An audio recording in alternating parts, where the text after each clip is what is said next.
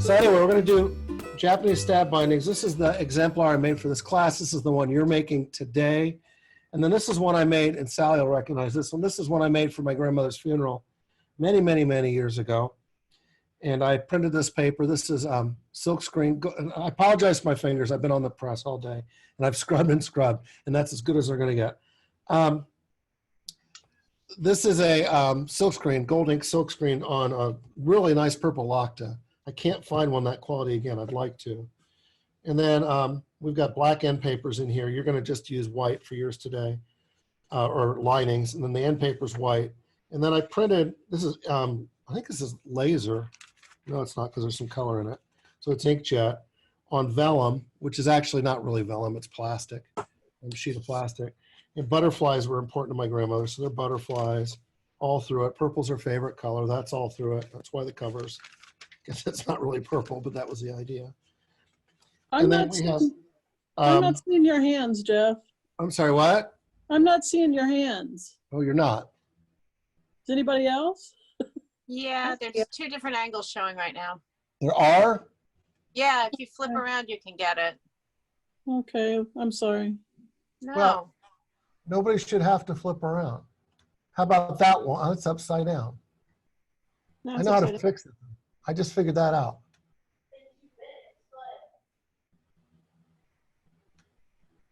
I say not being able to figure it out again. Because, you know, it's been 3 minutes. There we go. Do you see that, Lisa? No. Oh, no. What am I not doing? Move your screens left or right. Yeah, I see participants. That's okay. Just go ahead. I'll figure it out.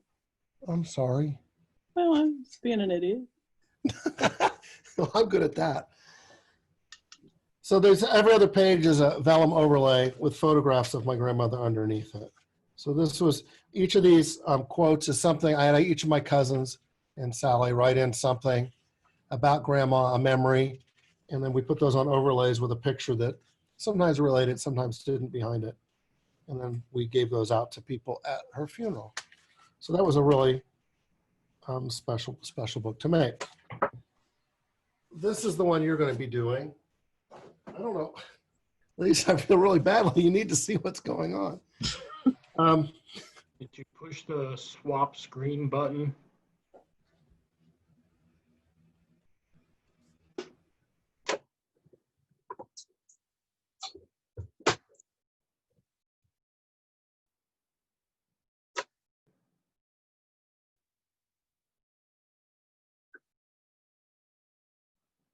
Just go ahead and play. I'm sorry. There's like a little button that looks like a square, and inside a square at the top of all the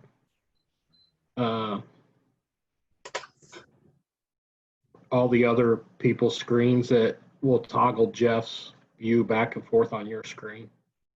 Well, I've got Jeff on the big screen, and for some reason I don't get the 9 set up this time. I can see everybody scrolling along the bottom of my screen. Okay. Uh, Like I say, where all the people show up, mine has a little button that toggles between the view of Jeff directly on and his bench. It lets me switch back and forth. Well, that's interesting. I didn't know you could do that. Neither did I until I accidentally did it one time. That's how we learn, isn't it? Which I'm wondering if that's what Lisa's done, like I did that. Right. Like I say, I have 2 monitors. On my one monitor, I have I can see Lisa, I see you directly face on. And I didn't know you saw both at the same time. I need to be more careful then. No, I don't. Please go ahead. I don't want to hold this up. Okay. Well, it will be recorded. I made sure of that this time. That's good. All right. I can hold it up. So this is the book that the exemplar I made for this class. This is what you're going to do, something similar to this today. So you've got a 2-piece front cover with a hinge. We're going to make a hinge today. And you do that in hardback book. Did you get it? Got it. Yay. Good. So in a hardback book, which hopefully we meet again, and I'd like to, and we'll talk about the end of the hour. A hardback book has 2 hinges with a spine, and this has got one, just a hinge on the front. There's no hinge on the back. So the back doesn't open, it stays flat. So that's why you have 3 pieces of cardboard. So this hinges and opens, and then I've just got a text block in here. Your linings are going to be the same paper as the text block. Go all the way to the back. As I said, it doesn't open. It's just flat. And this is called a half binding, where you've got 2 different colors like this and one coming up over the end. This is a half binding. Then if you do that and you do down the other side or across the corners, it's a 3/4 binding. The idea is that these would be leather and you're covering half of it or 3/4 of it in leather. We're not using leather. I can't afford to do this in leather. Bookbinding leather it's just very, very expensive. So let's get started. So lots and lots of steps today, but since we've been doing classes that are progressive, you should have a pretty good idea how to do it. So I'm going to use the back panel, the big panel, for my pattern. I use that to keep everything constant. I'm going to lay, these 2 pieces make up your front cover. So I'm going to lay the big one on top, and I'm looking at it like a book. I've got it left to right. I'm going to line up one on top of the other, and then the little one gets lined up at the other end, and there should be a nice 1/4 inch gap in there, like so. And you don't want those to move. That's where you want those to be.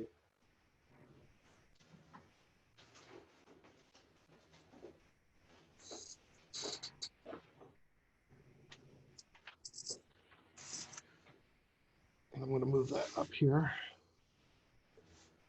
I want you to see it. See, top of field of vision. And again, you want to make sure they'll stay right where they are. And I'm just going to cut a piece of wax paper because I know I'm going to need it in a minute. First class, I would have had this cut yesterday. Not working quite as far out anymore.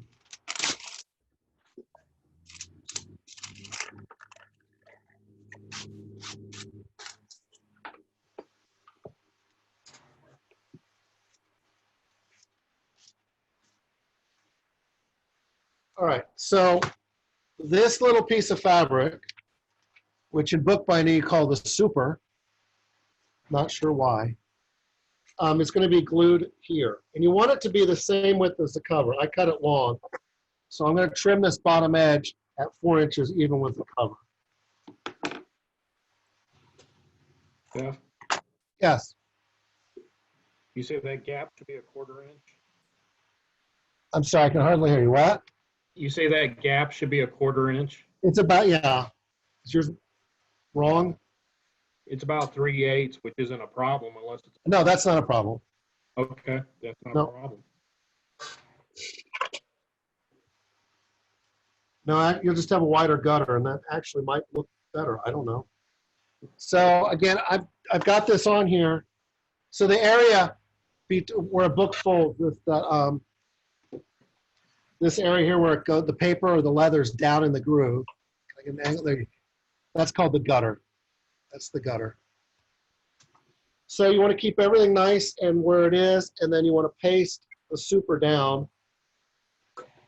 I'm going to just take a piece of, move it out of the way again. I'm going to take, just like you would a piece of paper, I've got a paste paper. I've got a pot of paste that I worked up today. I'm going to use my awl to pick that up because I don't want to get my fingers in all that mess. I'll be in it some, but so Hey, this is Jeff? all, yeah, Can we clip the boards so they don't move? you can. And you're going to need those clips later, so that's fine. But you're going to have to take them off to put them in under your weight. So, Right. so yeah, whatever works for you, that's fine. It's a good idea. I'm going to lay that on there. And again, I want to get it. I haven't really pressed it down at all. I'm getting everything where I want it to be.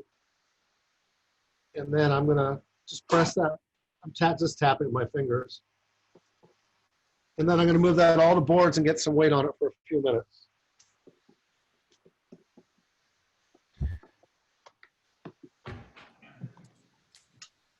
And I'm sticking the all under all this so it moves as little as possible. Every step of the way, I'm going to check and recheck, because if one of those moves, your book won't line up.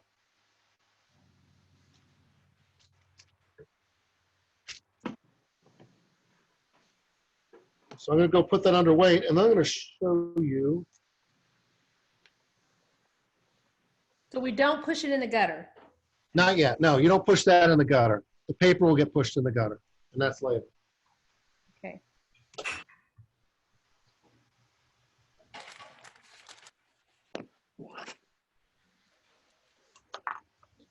So I'm going to put that under weight just for a couple of minutes till the paste seizes up and things don't want to move around. And while I'm doing that, this is unplanned, but I'm going to teach you another skill.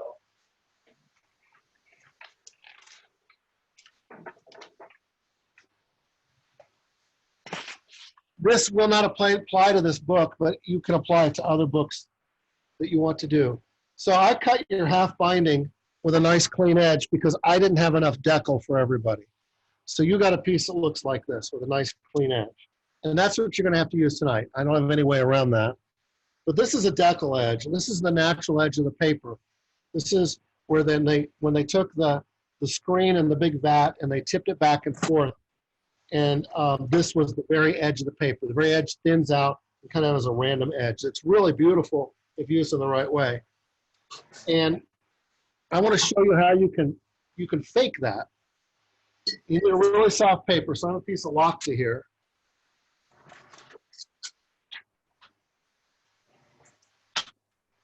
And I got a steel ruler, and I'm going to get some water. I don't know if that paintbrush is big enough because I'm realizing why that sits there. But you can go along a line on your ruler and get it really wet.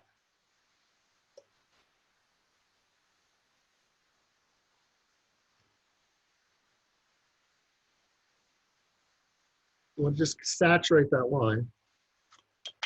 And then you can pull that apart and get a fake decal edge. So that's not going to have any bearing on what you're doing tonight. But if you want to get an edge that looks like this and you don't have paper with a natural decal, this is how you fake it. Of course, it's not exactly the same. You can tell the fibers are pulled, but it makes a really interesting edge. All right, so I'm going to go pull those boards out, or one of them. I'm going to leave the board with the hinge in the longest because I want that paste to set.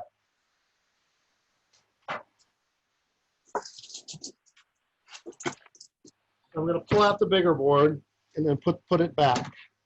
I'm going to turn it over. I don't want things moving.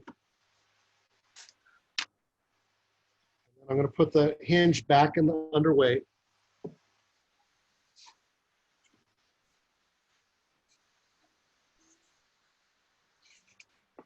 And I have nothing to teach you now. This part you know.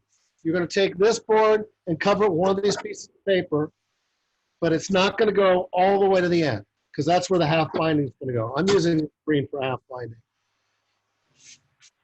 So you should have about a ½ inch all the way around when you paste it down. Then you're going to go ahead and clip your corners like we did before and wrap that board.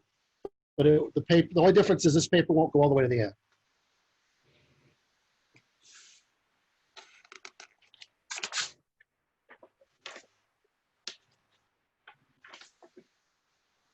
And if there are any questions, speak up. I'm here. I'm out of it. Excuse me. How much blank should I leave at the end? About a ½ inch.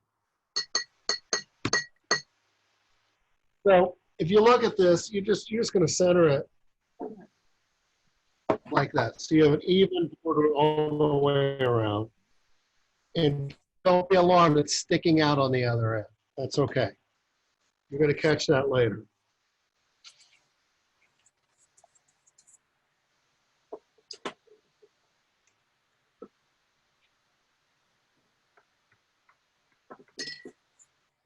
Went ahead and pasted end to end.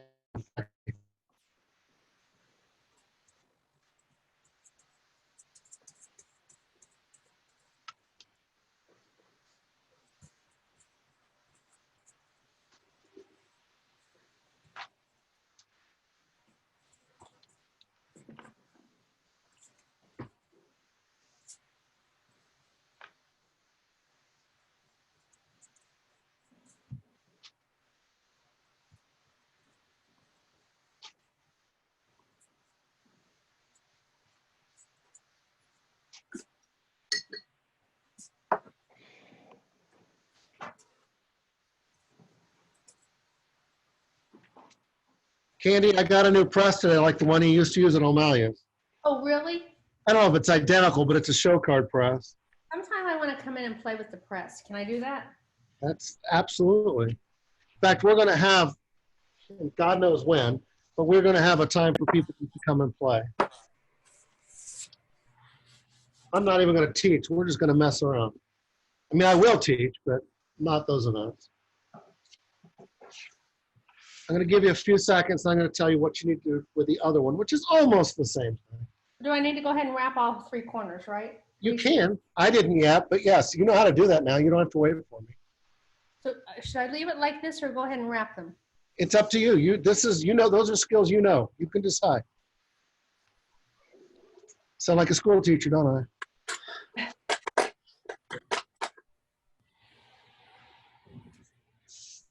You know how to do that. Just do it. Do it. Do it, do it, do it.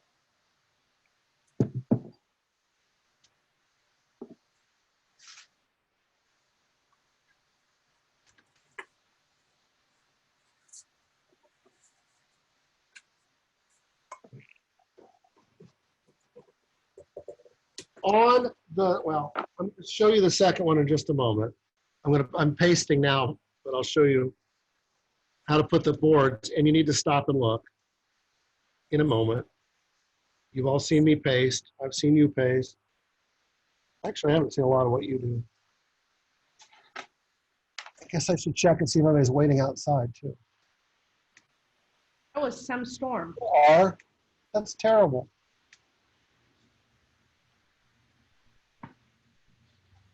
Usually they've emailed me by now.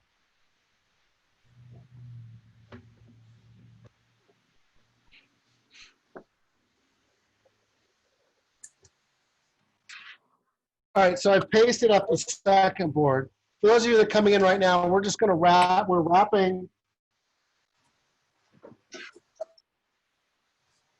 Yeah, let me start over. For those of you that are coming in right now, we're wrapping the boards. And what I want you to do is this is the backboard. This is the big sink. This is the longest one. It's one piece. Center, it's about 1/2 inch exposure all the way around. And then I'm doing the second.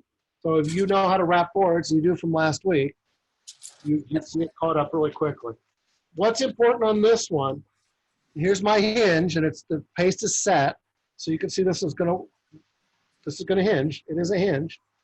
So I want the hinge side down, or the open side down. I want the fabric side up as I do this.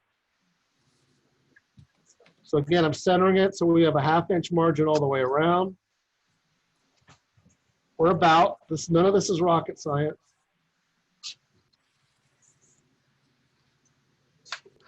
And you want to make sure that the fabric side is up. So you can actually touch the fabric side. Yeah, I'm touching the fabric, right? Okay. And then you can go ahead and at this point, go ahead and just wrap and fold everything like we've been doing. And then in 5-10 minutes or so, I will show you how to do the half binding. And I bet you can figure it out. It's not difficult.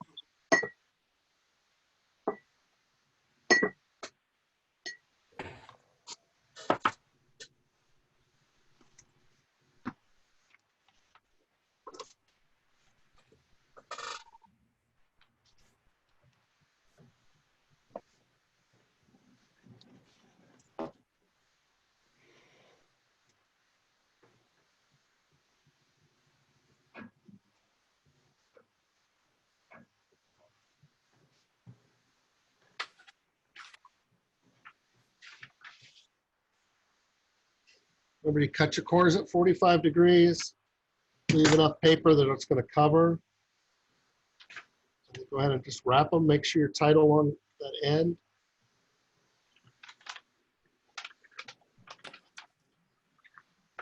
Tuck these in.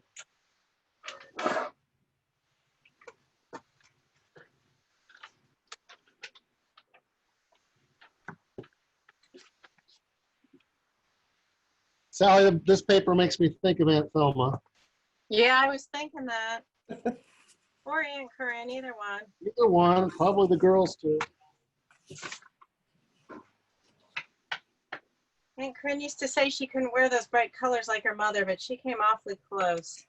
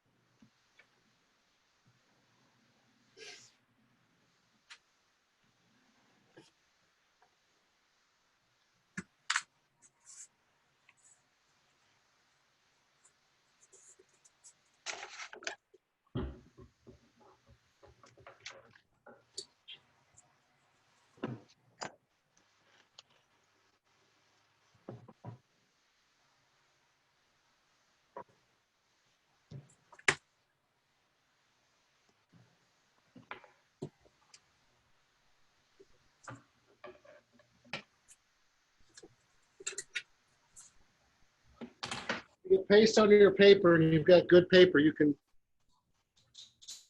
put off with a wet towel.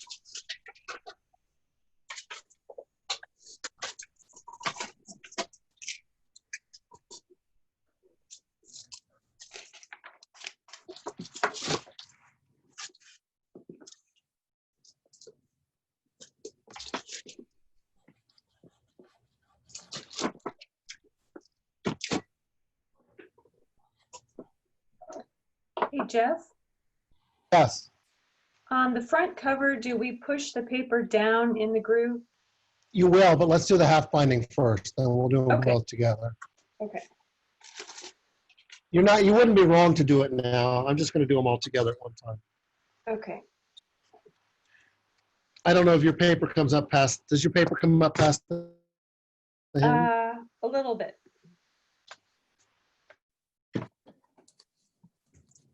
Okay, yeah, then wait. And again, it's not right or wrong. It's just what I'm gonna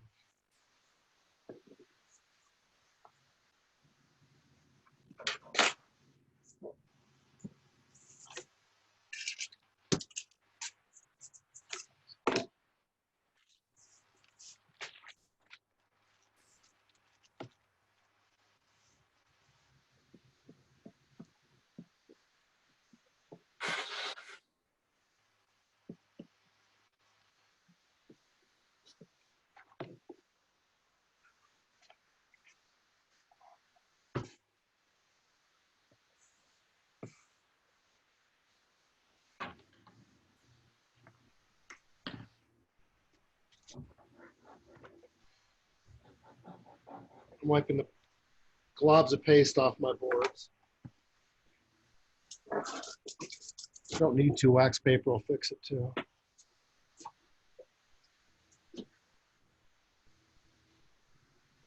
All right, we ready for half bindings? Yes. So I'm using, this is the same paper. This is a nice paper in that they used opaque inks on one side and use this, the chartreuse as the background. So the paper color is that color. So you can just flip it over. You have a really nice complement. So I'm going to paste this piece.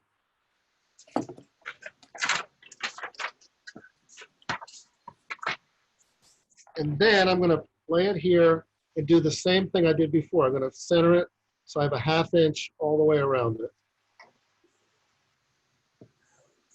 If we flip it over, you'll see there's the half binding. So this was, it doesn't matter what you did first. I did the back cover first. And if you want to go ahead and turn it now, we can do that.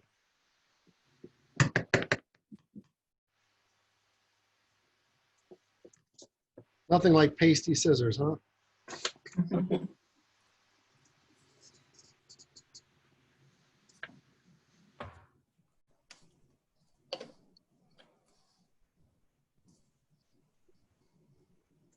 I want to make sure it's really tight in every direction, up on the shoulders, around the back.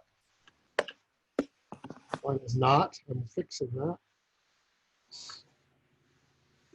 And then if you have any stray paste like I do, I pop this down with the towel.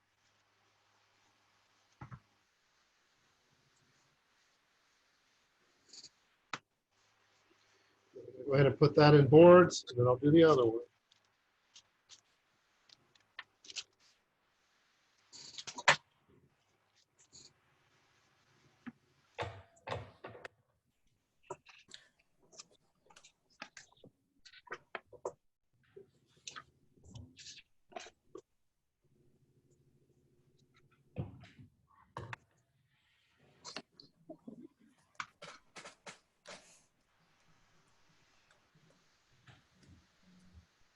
Oosh.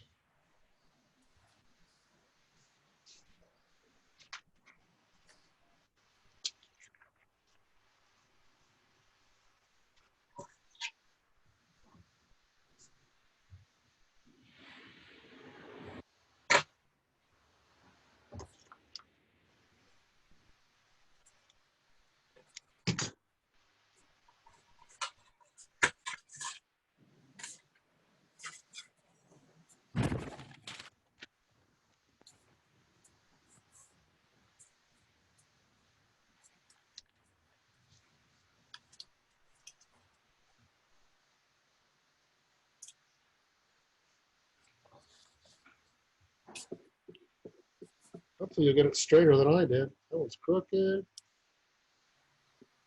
My glue doesn't work. Taste.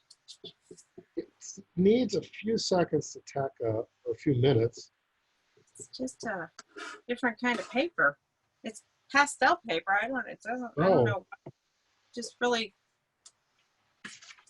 not as porous as it looks, I guess. Well, paper quality is everything, and it doesn't mean it's bad quality, it's just different. Just I for printed different on purpose.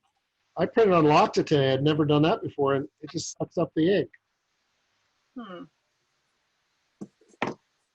The image was virtually gone. That's weird.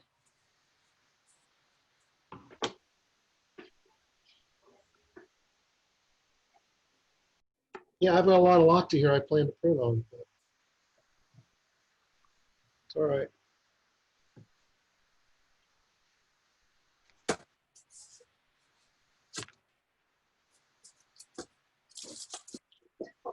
I'm gonna get this, I'm gonna put the hinge under weights for a few minutes. I got paste that came right through. I'm a little shocked. But that's okay. I have a feeling it was on my wax paper, to be honest. Glad this is my first try because mine's a little crooked too. So I've got it all sandwiched together and put it under weight.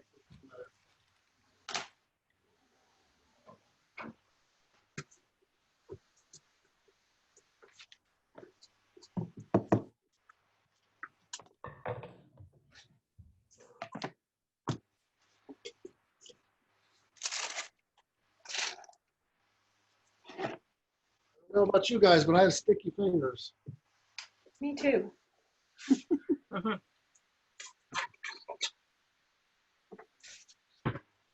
Sticky scissors.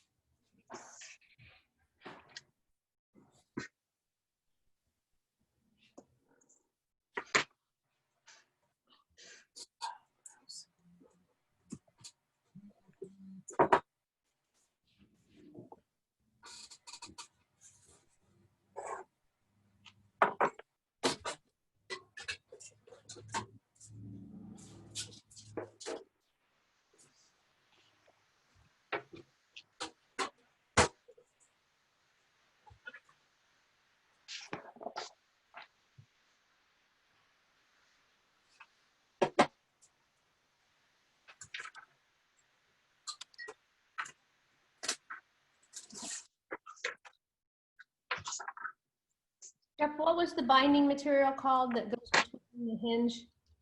The hinge, What was this called? they call it super, S-U-P-E-R, buckram sometimes.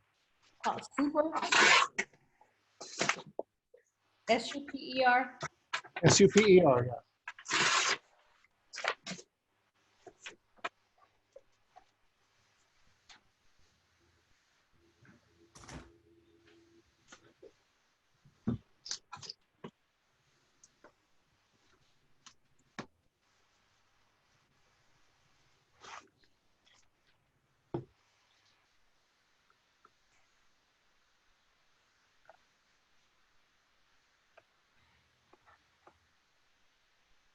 Okay, I see people stopping, so I guess.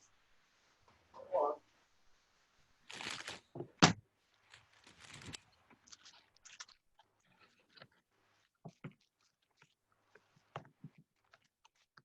So I've got some transferred paste or moisture here. I'm hoping it's just moisture.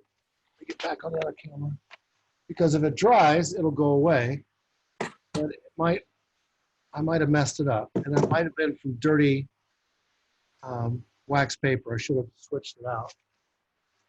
But just to make sure, just in case it's water, I'm going to go ahead and just kind of dampen the whole thing.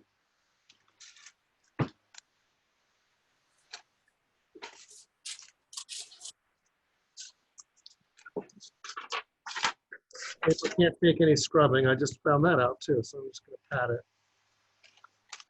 It looks worse than it did. Okay, so now you've got the hinge here. And there are a couple ways you can attack this hinge. One is you can take your bone folder and you can get in there and kind of rock back and forth and accentuate that. Or I like to take a round pencil.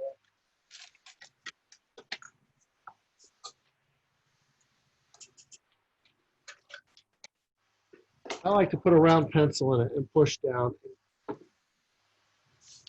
Define it that way. So that's just a round colored pencil. And now I've got a nice defined gutter there.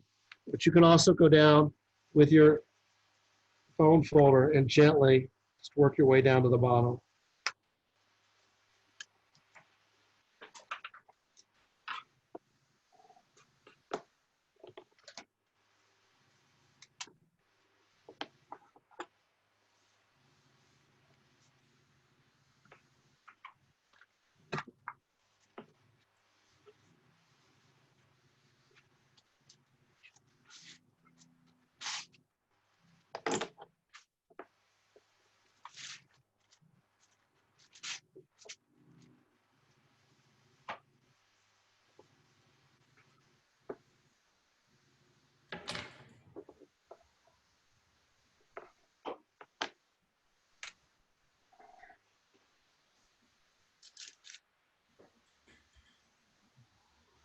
If you have a minute, you might want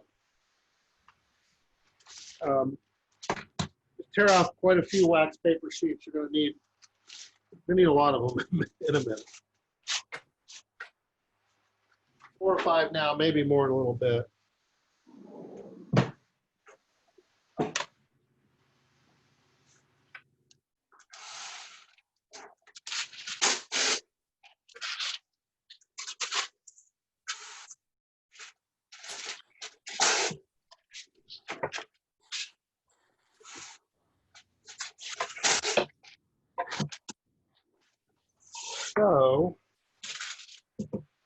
We need to line these now. We need to put a nice piece of paper over this so you'll see all this fuss and all this mess. And they're exactly the same size as the pages. So I'm just going to pull out 2 pages from my text block. This is a place where you could use a really nice decorative paper. But for our purposes tonight, I'm just using the text. And I'm going to paste those over that, all that mess.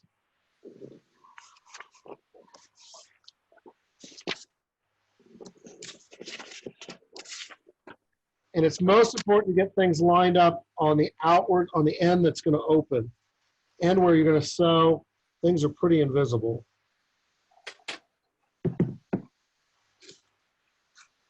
Well, they're not invisible, they're covered up. Wipe the paste off, and I'm going to get that. I'm going to do both of them, get them under boards.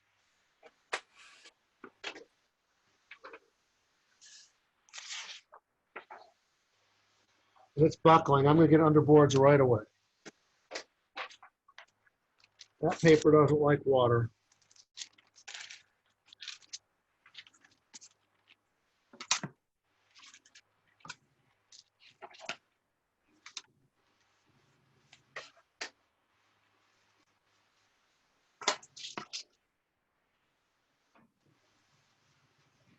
So the first one's underweight, so I'm going to do the second one.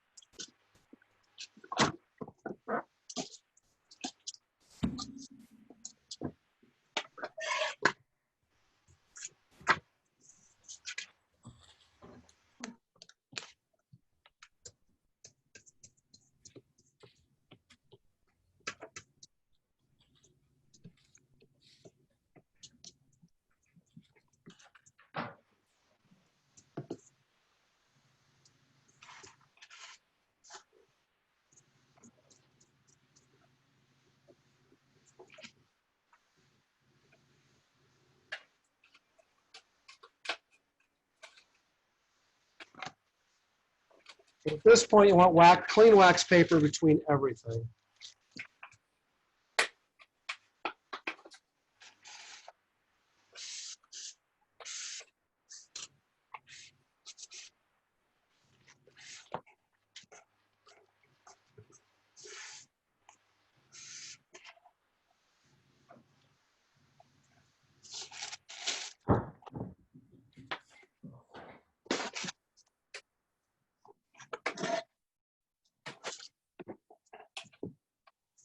We're flying through this.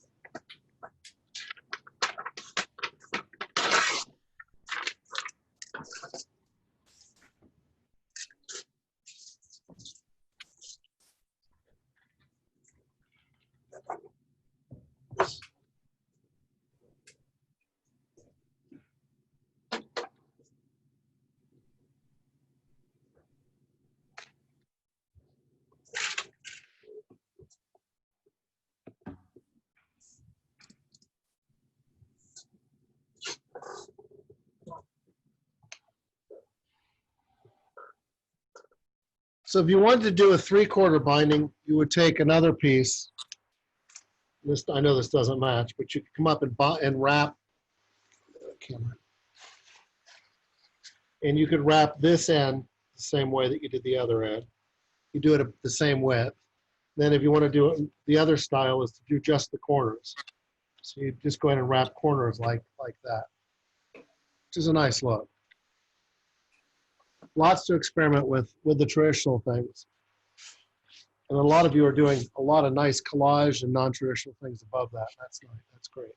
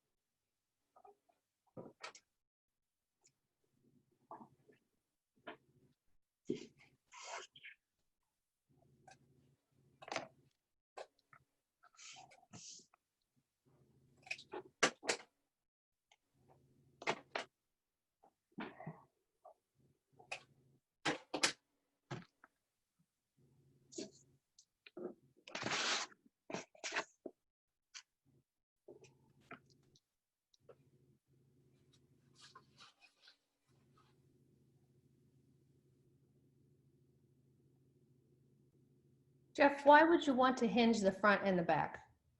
On this book, there's no reason to, Okay, because you just leave the back cover down.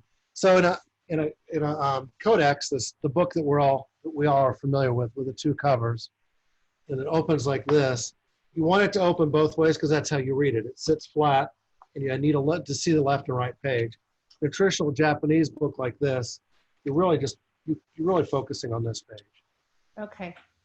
Though this page it's accessible, it's just a little harder. It's also a really good vertical format if you want to experiment with that. So no, there's no reason on a Japanese. I did a Japanese or two with hinges on both sides, and it was I wouldn't call it a mess, but it was bordering on a floppy mess.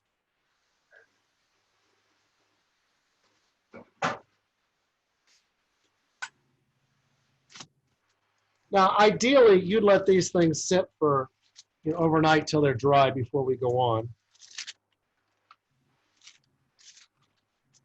But I need to move forward. You may not. You may want to wait, and that's fine. Because you can see there's a lot of moisture here that we just need to go away. And we need to make sure that it's not migrating a whole lot. And that's why we're going to use a lot of wax paper between things and have been. But I'm going to push forward. And the rest is all stuff you've done before. There is nothing new here on out. So I've got this back cover. And I have a text block. I'm going to lay that in there, line it up with the end paper, or the lining you put in there. So put that board on there. How many pages, Jeff? That is up to you. Okay. I mean, that looks like it's about 30 or 40. You probably don't need that. I think I broke into two kits that it's just less than it. All the paper. And then you want to clip that together. When you get it all lined up exactly like you want it, clip it together. Now you might, if you've got some scraps of cardboard, you might want to put them under your clips, because when things are damp, clips can do some damage. I'm not going to, because this is just an example.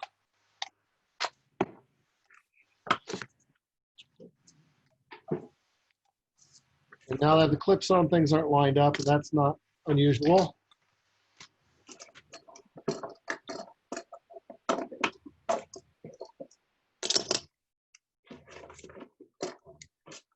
I'm going at it again.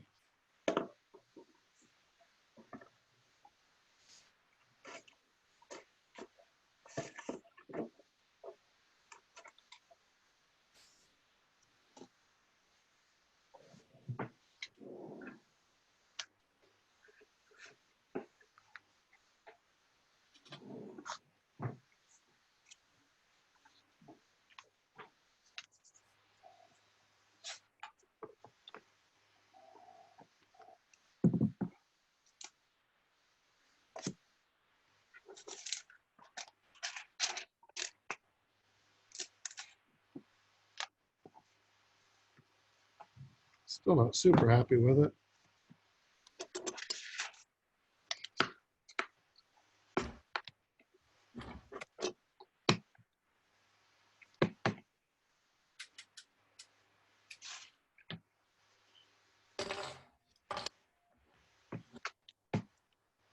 It is what it is.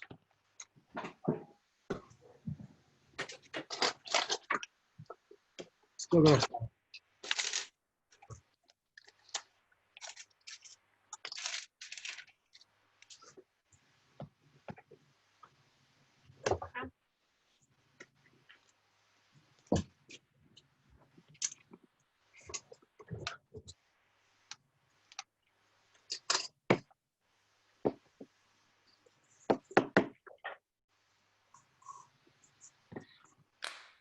So I got a scrap piece of wood because I'm going to be drilling in a minute.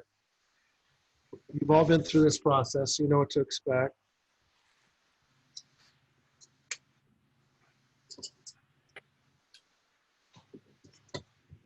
I've got a scrap piece of paper, essentially the same length. It's a little bit on the inside, but I'll be able to center that by eye. I'm gonna define my gutter again.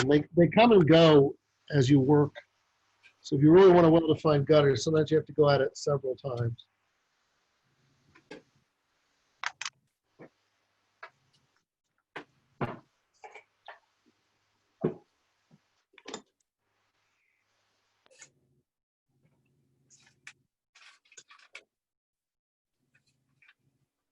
And some of you have some delightful patterns that you've looked up for Japanese stab bindings, and I think they're great. And I'm going to play with them, but not on this one.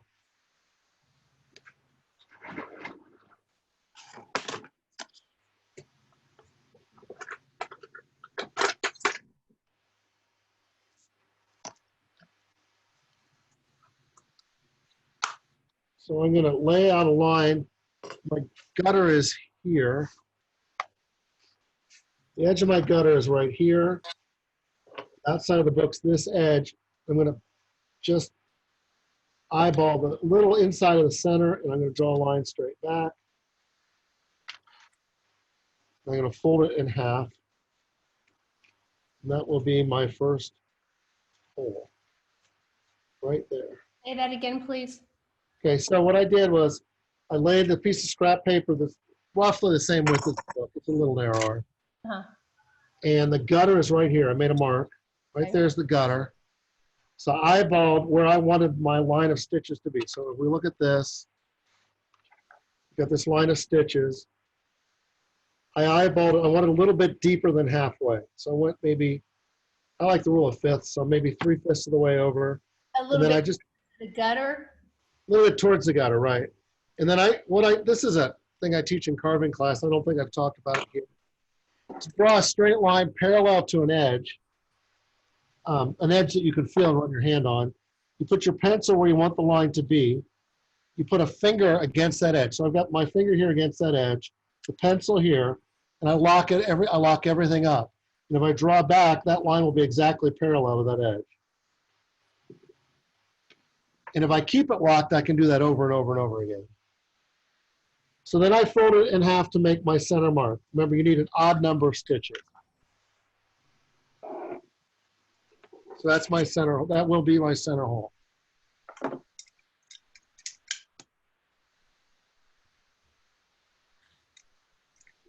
And then you can get these, you can space these out by measuring them. We can space them out by folding again. Let's go ahead and measure. I think we folded last time. Generally, I like the metric system we get here because we're dividing things up. It's 4.5. And I want 2 more holes in that space. I want one here and one here. So we have to divide that into 3 areas. It's 1.5 centimeters. And you could do this by eye. You can do the math. It really doesn't matter. I did the math that time. It's the same way we lay out ukulele.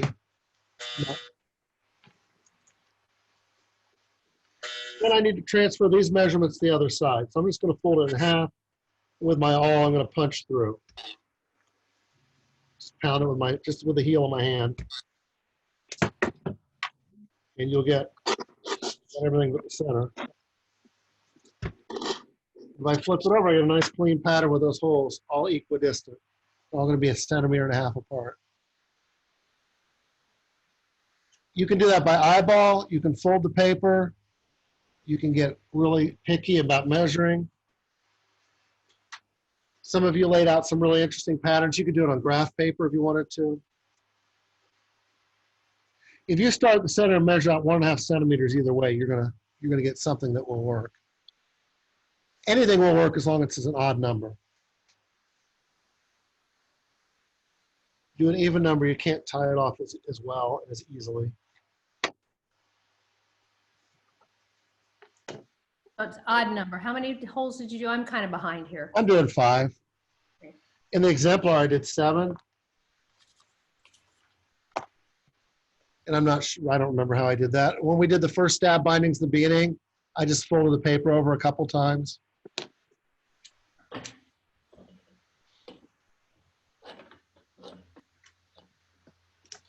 This is where you can really show your flair. And I know you've done enough most of you done enough Japanese stab bindings that you can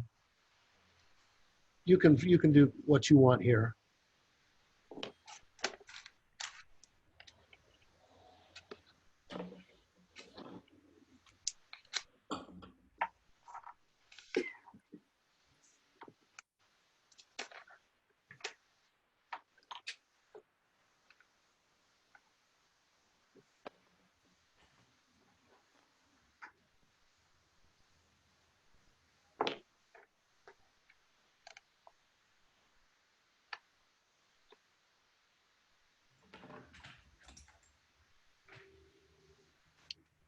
If I'm going too fast, I'm happy to stop for a minute, let people catch up.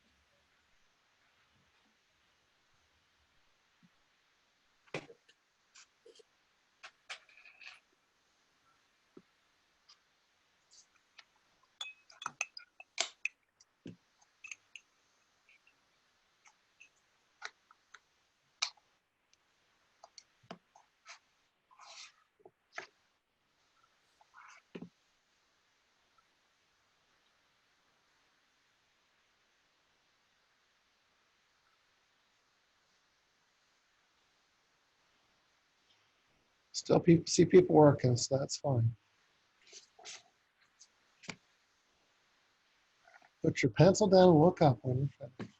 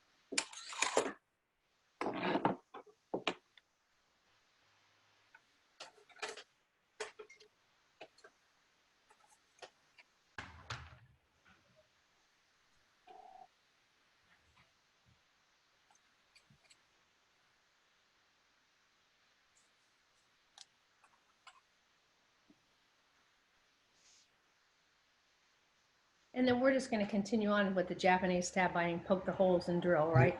Yep. Okay. So I just, yeah, I will kind of wait until people get theirs clipped together all ready to assemble. Looks, I see more faces coming up, so we're going to move on in a moment. But yes, Candy, it's exactly the same way. Nothing changes from here on out. So I'm going to put my pattern on the binding. Let me switch cameras. And I've got it centered. Doesn't look like on the camera, but from where I am, it's centered top to bottom. And then with the awl, I'm going to mark those points. Just stab straight down.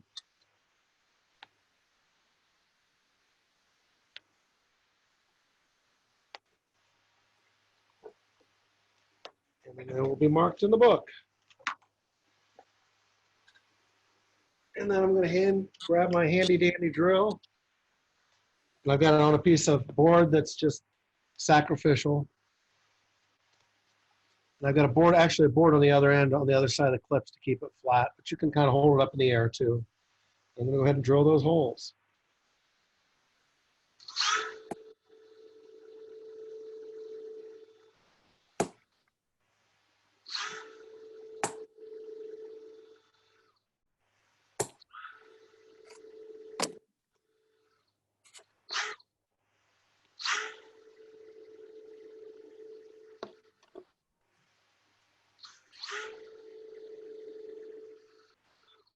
There they are. And as that paste dries and the gutter moves around, again, go ahead and with a bone folder or a dowel or a pencil, you can go ahead and reestablish the gutter over and over and over until it dries. And then we'll talk about sewing in a minute.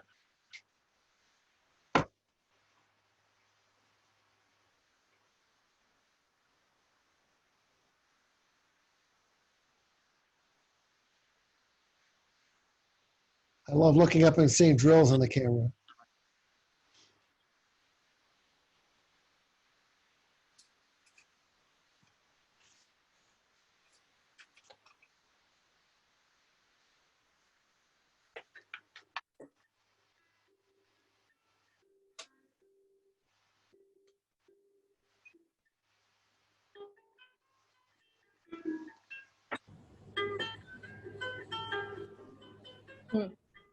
I have to wait. I broke the drill bit. That happens, especially those tiny ones. I know. Like, no, it's broke. I have to go get a different one, so I have to wait now. Norm have one? Yeah. Oh, yeah. Well, Does Norm have one? Does Norm have a garage of everything? I have a drawer full of 16-inch bits, and I went for one the other day and it was empty. I need to buy some more. I did it on the first hole, of course.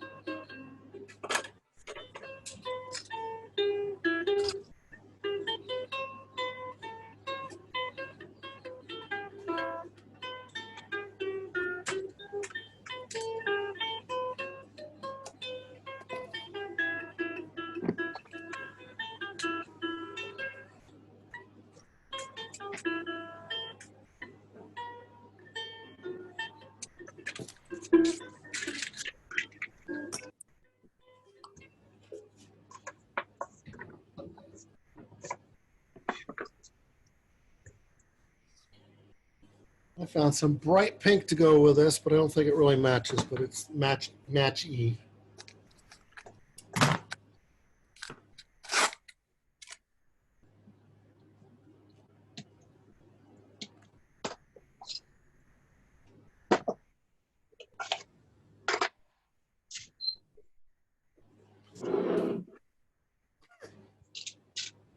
Is that a drill or a person? If it's a person, can I help you? How long a piece of thread, Jeff? Oh, I don't know. It looks about 20, 24 inches. Okay. I need to find a bigger needle though. That's too thick for this needle.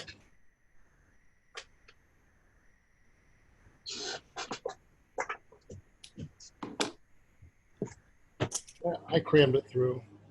See how long that eye lasts. So you remember that you thread through the needle and leave a tail. You turn around and sew up through that tail and pull it back down over the eye. So there I've sewn into the thread. Pull it back down over the eye. I'm gonna have very tight holes. I know that's coming. And you start where you want it to be tied off. So this one has a knot right here. And that's a decision I made. And I like them over the top. I like them that top first two holes. I'm gonna probably start at the very top hole this time.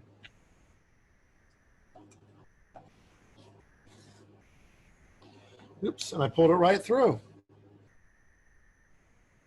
You want to leave enough tail that you can tie it off. And one good way to do that is to take this tail and then get it up under one of these clips. So this clip has got this tail in it, and I'm here. And I'm going to go around the end first. You can go, well, I won't give you options. I'm going around the end first. You can go other directions, but that's what I'm going to do. I sew back down through it. The idea is that you're sewing through the thread and locking the book together. And this is really tight. I may have to run to the shop and get pliers. I will be right back.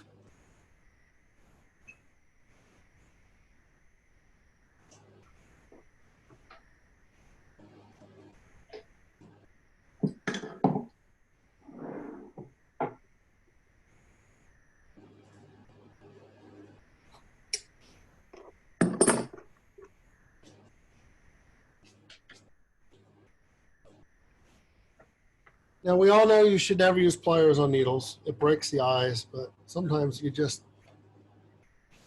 isn't worth the effort not to. So I'm going to draw that up.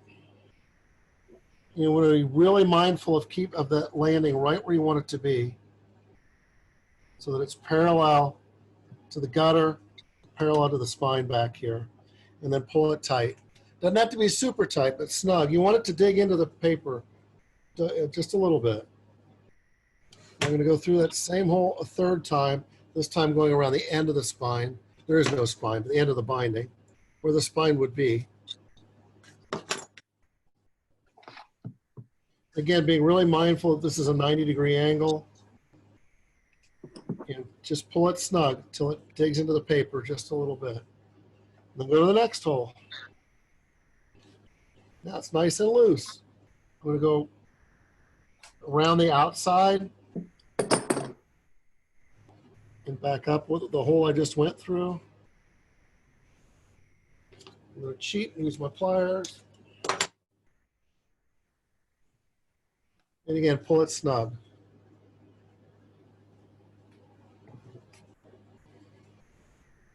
And so on and so on. So let's go to the next hole, wrap it around, make sure everything looks nice and parallel.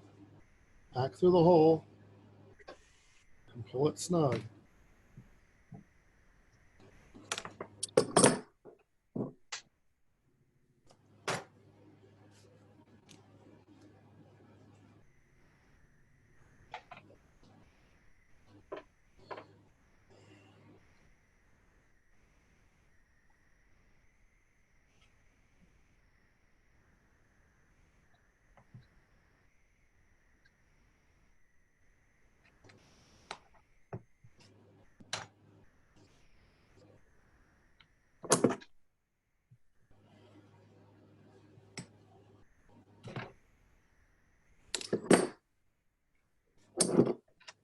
So if we were doing this as a studio class, we'd have an art show tonight or next week to show off all your wonderful creations. Guess we could do that someday. Just hold on to your book.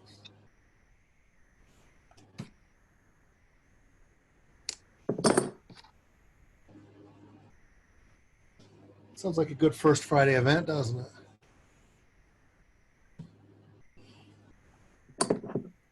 When you get down to the end, you're gonna do the same thing. You're gonna do one wrap around the back of the binding, and then one over the bottom, and just return back the way you came.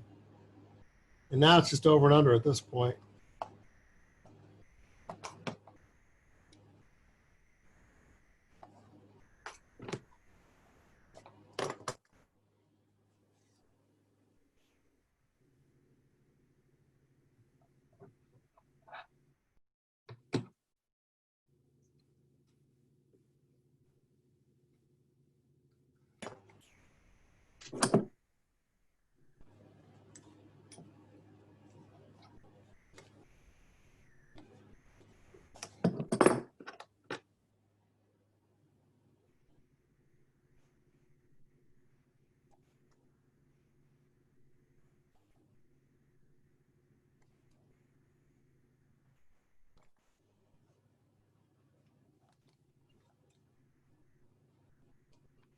Is it the same as a blanket stitch and embroidery? Yes, it is. Which would be the only stitch I know in embroidery.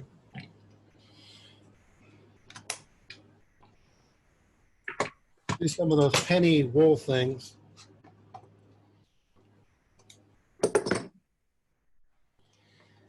And then you could tie it off. I could tie it off at any of these two holes. I could tie it off down here or at the top hole. And I'm going to tie it at the top hole because it's different from the other one. Or you can tie it off in the middle. I like it to be at one of the holes.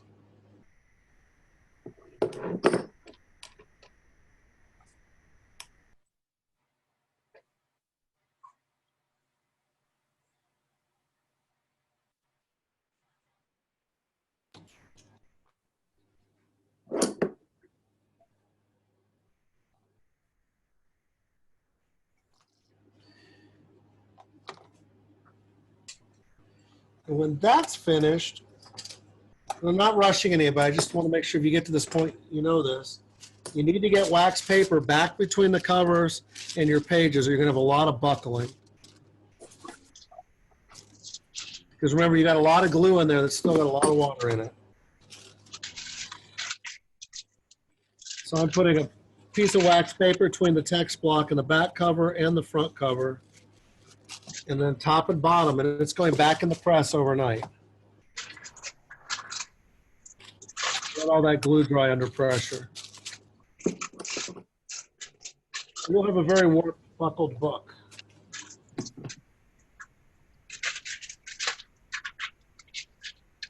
I'll just leave that out. I don't need to get it under the brush. You don't want the paper migrating in your text block. Water migrating into your text block.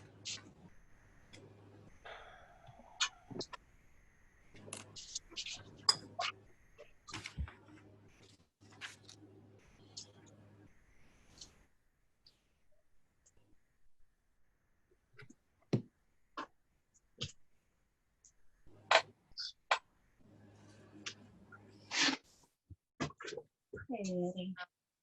Wonder if a goldfish would be pretty on there. It might be.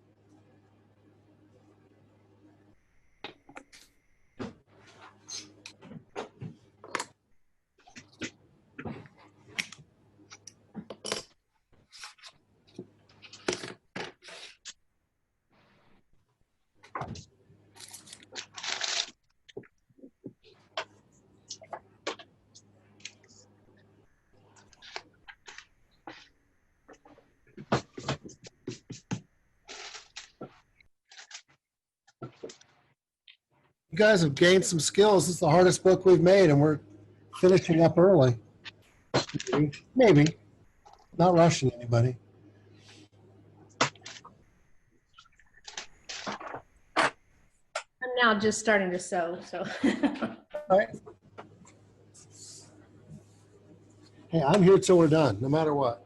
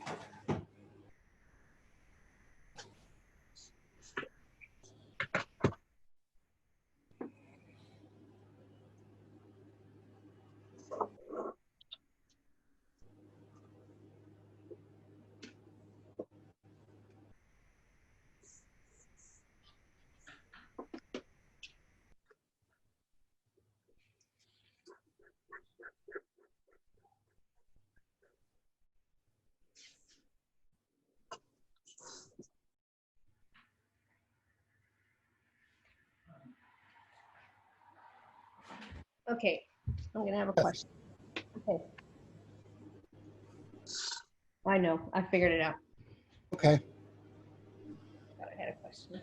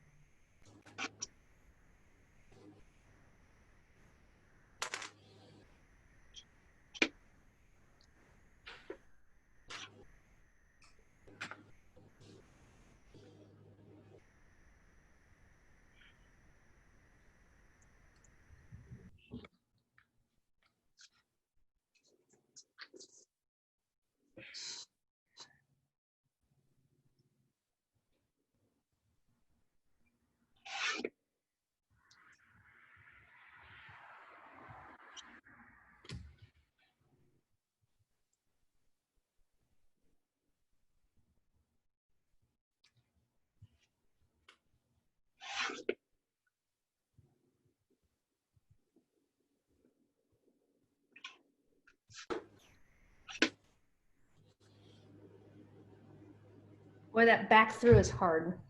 There we go. Just, it depends on the thread and the size of your hole and how much paper you have, the size of your needle. But yes, it can be very hard. And you get the top and bottom, you've got 3 threads in the same hole. Right. You remember Mom sewing with using a balloon to pull it through? I do. It works pretty well. Yeah, it's probably a little subtler than pliers, isn't it? I have one in my box. Yeah. Oh, she grabbed hold of the needle with the balloon? Yeah, she And a held balloon. them. She had them on her fingertips. Because my mom Well, no, always, she would just grab it too, though. Yeah, Just traction. she had a quilting frame that filled our entire laundry or family room, and we'd lay under it to watch TV while she was quilting above us. she had what? A quilting frame that filled the entire family room. It hung from the ceiling. Oh, cool. And she'd drop it down to, she and my grandmother would sit there and sew for hours, and we'd function underneath it. Crawl across the room under it. Yeah. It was the only way to the garage, too, so. It got smaller as she progressed and rolled it up. Do you have a lot of her quilts? I don't think so. I don't have any. Do you, Sally? I have one. You have an Aunt Yeah. Mary quilt. That's a cool thing. Because I have my grandma's and Norm's mom's quilts. That's awesome. That's nice. I don't know. If I went through her stuff again, I probably know what I have. I don't know. She gave that cross stitch one away that she had when we were little Oh, that was nice. to one of the people in the nursing home. Yay! She can do that. The lady that brought her booze. There you go. I got it, Jeff. Look. Yay. Got to pay those Oh, that's blues runners. pretty. That paper's really pretty. It's I love it. gorgeous. Nice I love book, Candy. Beautiful. Now I probably need to put some wax paper in the ends. Yeah. Is that what you said when I Yeah. was? Just put it between the covers and the text block. Okay. Pretty proud of this book. And you want that underweights all night. You want it to dry underweight. You know, stay flat.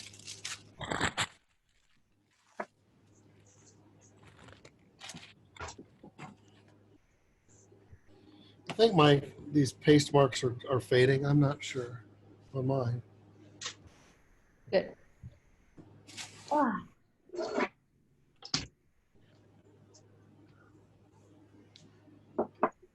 Here's the other paper you sent me. I like this too.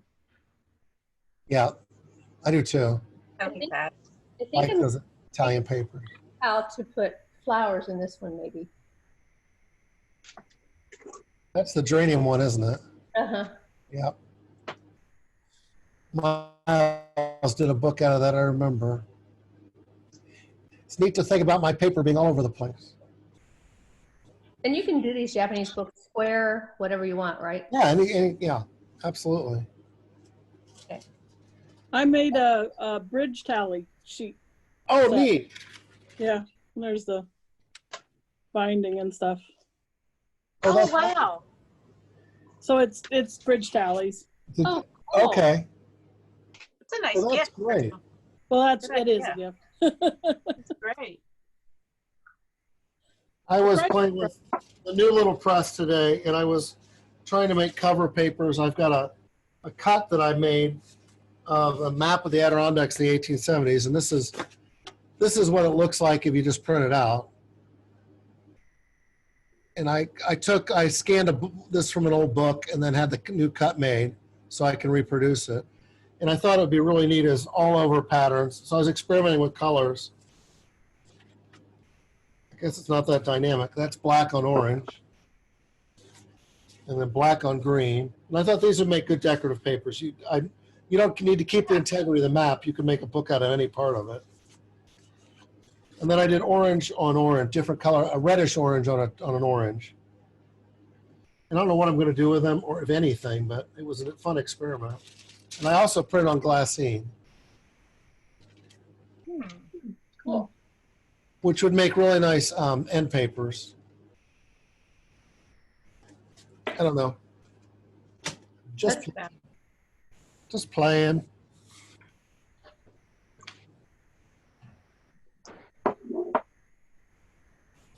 Anybody else? I got finished with it? Go ahead. I use I'm trying to think of the brand name, a Fisker's paper cutter from Costco. Yes. And I use fences a lot when I use that for accuracy, but I got a perforated wheel. Yeah. And I figured I could make shopping lists or something, like sometimes it's nice to be able to just tear the paper out. Yeah, So absolutely. I made a book with scrap paper that way. It's kind of fun, kind of time consuming though.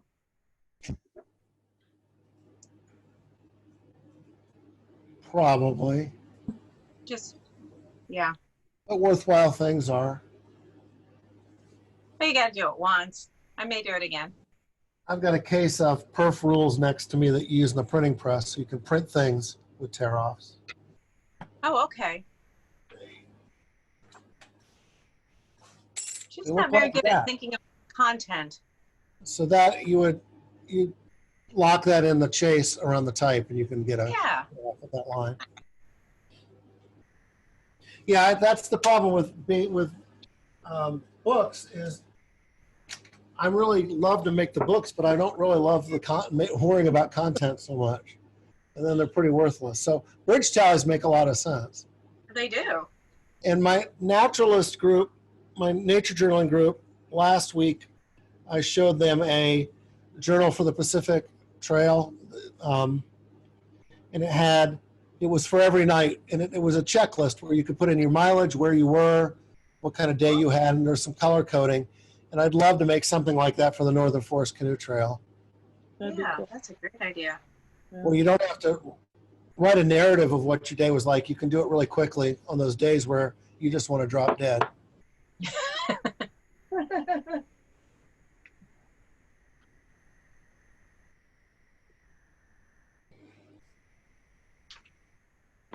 Mom, Mm. Ross is chewing on the board you sent me. Oh, Delicious. You're so hungry. better than the furniture, I suppose. Less expensive, but Yeah. We have lots of board. yeah, he's a hungry boy. He is always hungry.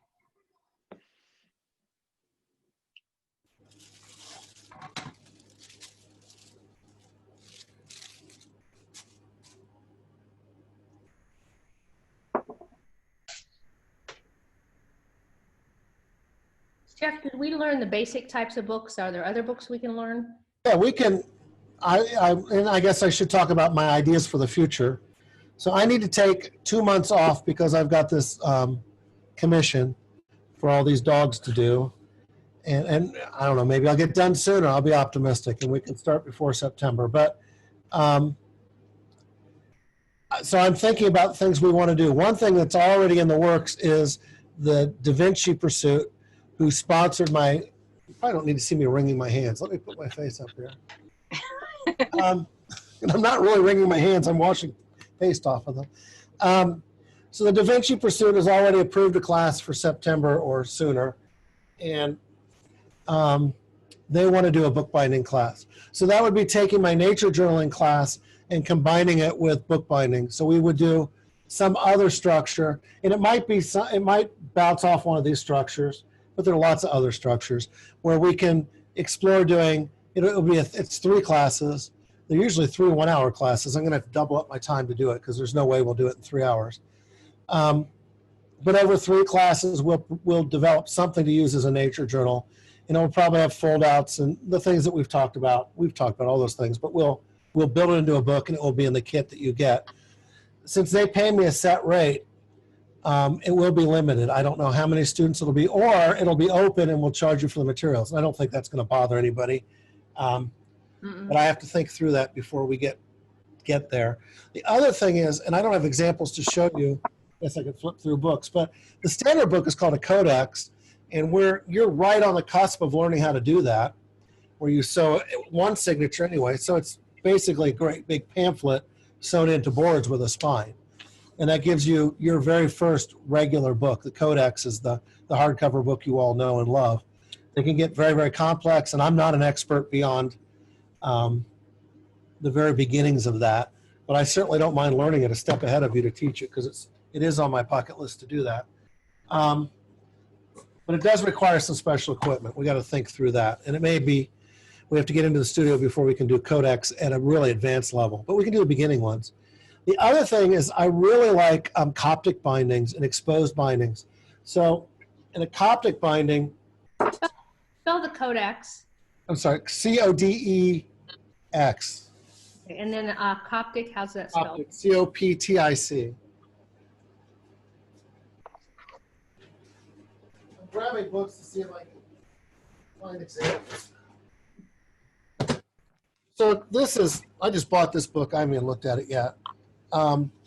This is supposed to be the best book for step-by-step through the codex, a standard hardback book. And like I said, I haven't even looked at it yet. But they go very, very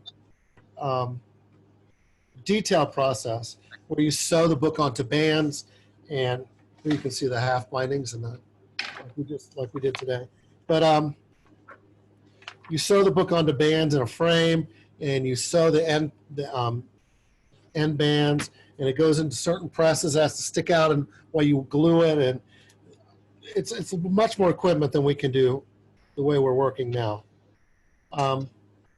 So this is probably more something we could do the very first codex or 2 in a class. And then the Coptics these are exposed bindings.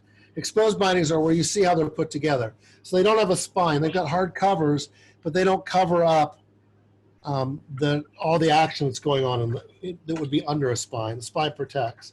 See, I'm sure there are Coptic bindings. I'm sure this is the book I learned it in.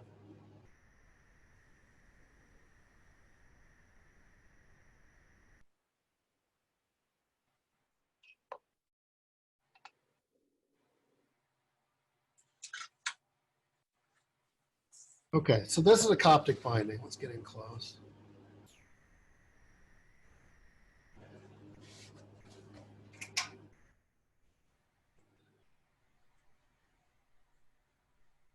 This is where I need a little brighter light.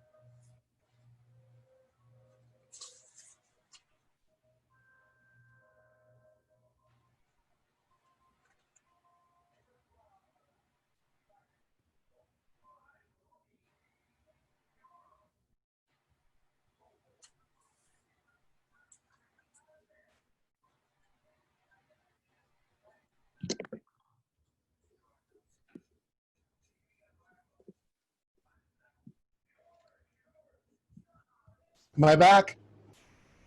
You're back. Okay. I don't know where I went. I got no warning. Usually it warns me. All right, so you do a stitch through the signatures, and then you use a curved needle, and I've got them because I want to get back to this. At least I did Nicole's Corman's wedding album this way. Very cool. So then you go down and you grab the next stitch and you come up, and then you put in the next signature and grab the next stitch. And you're actually going across the signatures and then down to the next one, hooking it, coming up. So you got these, they're all hooked together with a chain stitch. And the beauty of this book is it lays perfectly flat. It doesn't lay flat like this. It lays absolutely flat. So it's really good for tying together sheet music or or reference material or anything that you need to lay absolutely flat, things you want to display. And I used it in Nicole's wedding in the guest book at her wedding because it laid flat, like they do when you walk into a wedding. The other thing I would suggest is that if you are interested, look online, and I know a lot of you are doing this, look at books, and we could decide what we want to explore together. I don't mind learning with you or a step ahead of you, or we can do this together. We could, when things are open again, I wouldn't mind having a book club where we're all come in and just teach each other once a month.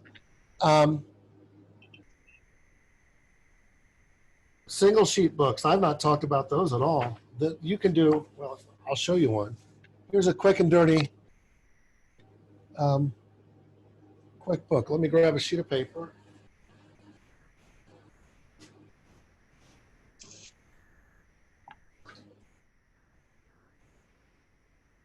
So this book, this is what I used in the classroom a lot.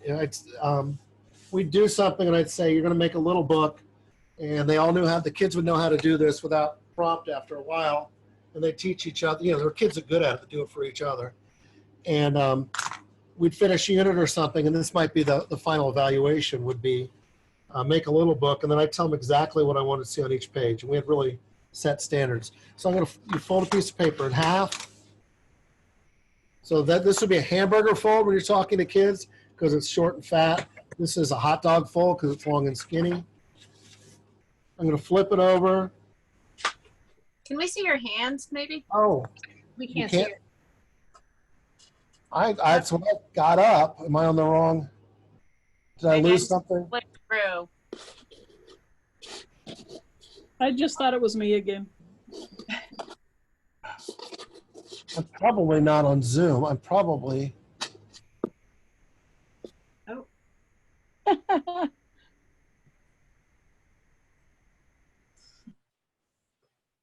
You are there, right? Yes? Yes. Okay. My Zoom window has disappeared, and that's where I need to do this. There it is. It's Carrie. Carrie is my Zoom window right now. All right, do you see my hands now? Now? Oh. Yeah. Okay. Well, So I fold it in half, hamburger fold. That's the hamburger shape. This is the hot dog shape. So I'm going to fold it in half again. I'm flipping them out because I know where it's going to go.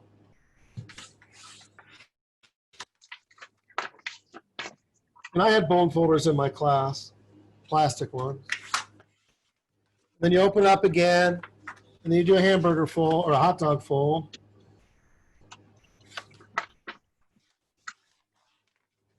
And then you need to cut from here to here. So what I would have them do is fold it in half. And you can just cut right on the fold. If you use copy paper, you can tear it. It's real easy. So there I've got eight rectangles. I folded it in half, folded the wings out, open it up, did a hot dog fold, and then cut the middle. And here's how this works. Now you can flip this way. You push it this way, and you get a book with one sheet of paper. There's no room for the folds. So when we plan books at your level, we plan for the folds. Like we knew in a pamphlet that they would stair step on the outside because you're inserting or folded paper in upon itself. You can do the stair step on the outside, and some of you trim that off. Unfortunately, here there's no way to accommodate the fold. So the thicker your paper is, the more you have things sticking out on the end. And you've got to resist the temptation to trim that because the whole book falls apart. But you now have a book that's got a cover and a 2-page spread, 2-page spread, 2-page spread, and a back cover. And so you can throw those together really quickly with whatever paper you have. And you can also put something on the other side if you wanted to.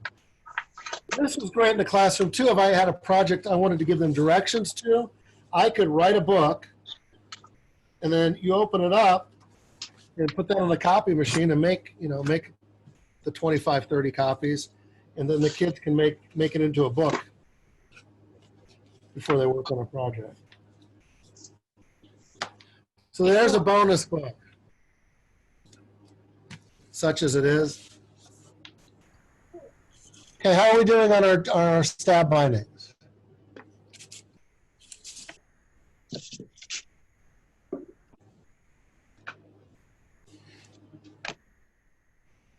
Lisa's making a little book.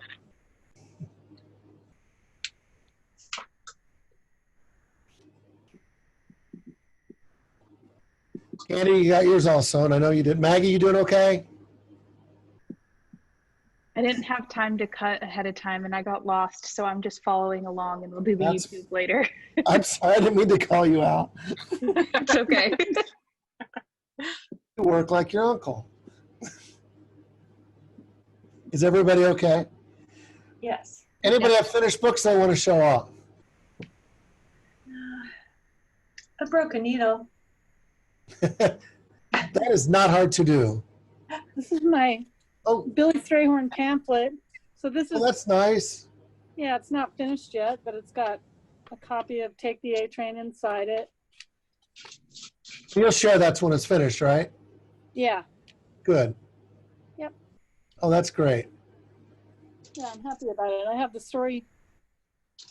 The actual words for each page are half written. And then the rest of the pages are, you should write about this on this page, and you should write about Yep. this on this page. And I have a lot of books in that stage.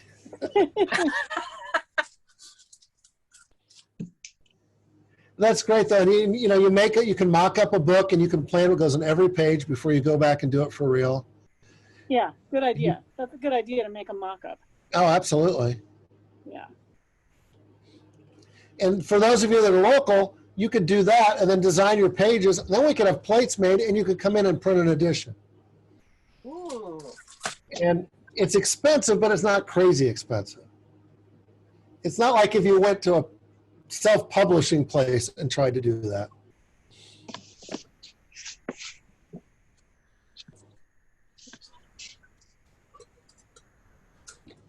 And if you did a pamphlet, it would be very cheap. The price of the plates and the ink and the paper.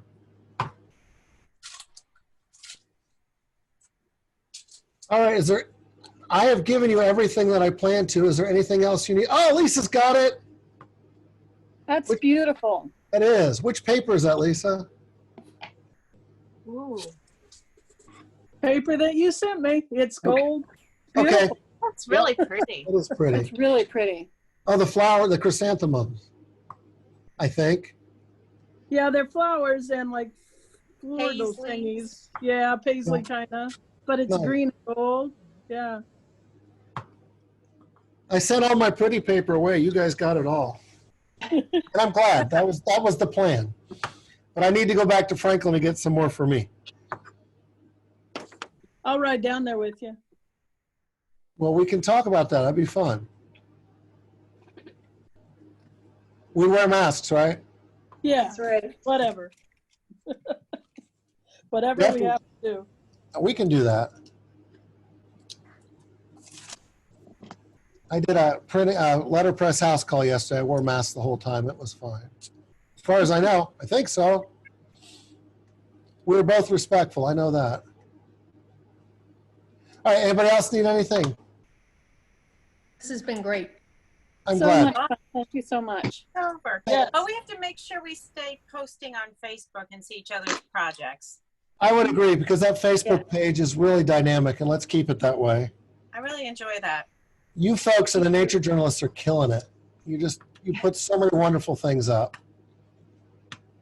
So let's keep doing that. And I have your emails. So sometime in a month, 6 weeks, I will have things planned out for whenever they will be beyond that. And we'll go from there. There will be more. And I'd love to have you guys come in when you can. And just let me know what you want me to teach. I'm here to do that. I can't wait to get people printing.